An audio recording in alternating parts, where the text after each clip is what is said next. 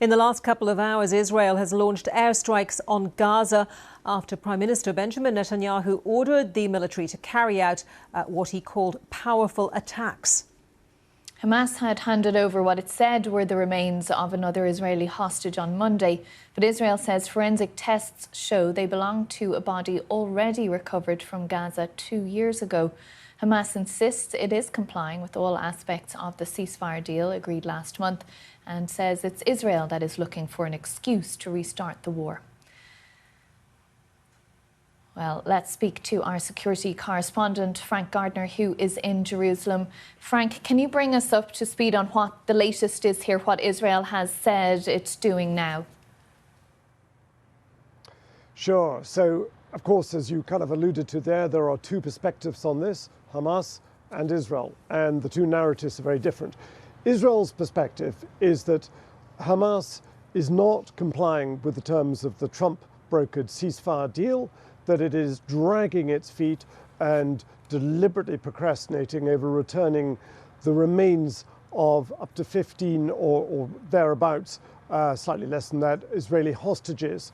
So Hamas did return all 20 living hostages, and Israel released 1,700 plus detainees, plus over 200 prisoners from its prisons. But it's these remains that are still a real sticking point, and the families are furious. They think Hamas is doing this deliberately. The Israeli government says it has evidence. It says it believes that Hamas knows exactly where all these bodies are buried, and they're deliberately stringing this out. And they've carried out 2 lots of reprisals today. Artillery in reprisal for an attack on their own troops, they say, in the southern Gaza Strip, and airstrikes, which the latest death toll from that is reported to be 11 Palestinians killed in the Gaza Strip. Most of them reportedly civilians, if not all of them. Now, the Hamas perspective is that they are determined to comply with everything that this Trump ceasefire deal has insisted on, that they are doing their best to find these dead bodies in parts of Gaza Strip that have been pummeled with airstrikes, so they're having to go under the rubble.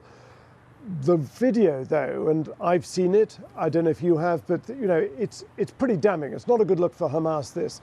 The video does appear to show Hamas operatives taking the remains of a body out from a building in a shroud, burying it in a hastily dug new fresh grave, covering that up with soil, then summoning the Red Cross and say, look, there is a new hostage for you to hand back to the Israelis. So, you know, that's not a great look.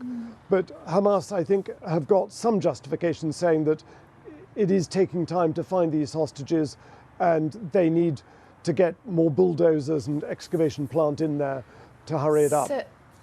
So Frank, just briefly, what does this mean for the ceasefire then? Well, the key thing here is the US, because the US are the sponsors, the mediators, the power behind all of this. They're the ones that put heads together and said, guys, you've got to have this, otherwise it's going to be endless war. And the US does not want this to descend into further conflict. So the only real reaction we've had from the US has been from J.D. Vance, the vice president, who has said the ceasefire is still on track. Okay. Frank Gardner there, our security correspondent in Jerusalem. Thank you for that. And let's cross to our Gaza correspondent, Rushdie Abu-Aluf. Rushdie, what more can you tell us about deaths and injuries as a result of these latest Israeli strikes in Gaza? And what more can you tell us as well about Hamas's response to all of this? Well, so far there was about 6 or 7 Israeli airstrikes, 2 major ones. One in Gaza City hit a house for a family from al-Balah. One of them known as affiliated with Hamas. About 4 people were killed, including a woman. Many people are trapped under the building. The Hamas-run civil defense team are in the ground trying to, recover the people and save the people who believe they're still alive under the rubble. The second biggest strike was in Khan Younis, and it hit a 4x4 car, killing 5 people, a man, his wife, and 2 of his children, where we understand from the hospital in Khan Younis. Another person was in the car, also dead. And there was another strike in the Zawaida area, which is a small village between Khan Younis and Deir al-Balah. A tent was hit, but very tense night. The sound of explosions were heard, across the entire of Gaza Strip, and people were very panicking.